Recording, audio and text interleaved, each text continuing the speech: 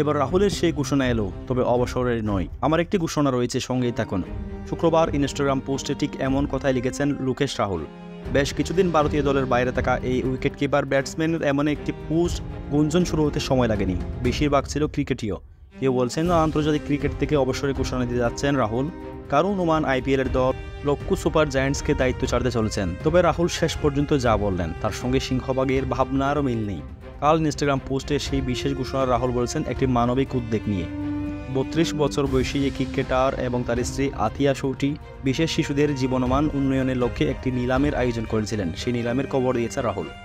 রাহুল ইনস্টাগ্রামে পোস্টে লিখেছেন, আমাদের নিলাম বড় সাফল্য হয়েছে, যার মাধ্যমে অনেক বিশেষ শিশুর জীবন সমৃদ্ধির পথ ত্বরান্বিত করবে। আমাদের ক্রিকেট অঙ্গনে যারা এই বিশেষ কাজে অবদান রেখেছেন সবাইকে ধন্যবাদ। আতিয়ার দম্পতির আয়োজন করা নিলামে বেশ কিছু ক্রিকেট সামগ্রী তুলে ধরা হয়েছে। এতে মোট 1,93,00,00,000 রুপি অর্থ সংগ্রহ করা হয়েছে। এর মধ্যে সবচেয়ে বেশি দামে বিক্রি করা হয়েছে বিরাট কোহলির একটি জার্সি, যার দাম উঠছে প্রায় 40 লাখ কোটি। এমনকি দ্বিতীয় সর্বোচ্চ 28 লাখ রুপি দাম ওঠা গ্লাভস জোড়াও কোহলিরও। প্রিয় দর্শক, ক্রিকেটকে ভালোবাসলে অবশ্যই চ্যানেলটি সাবস্ক্রাইব করবেন।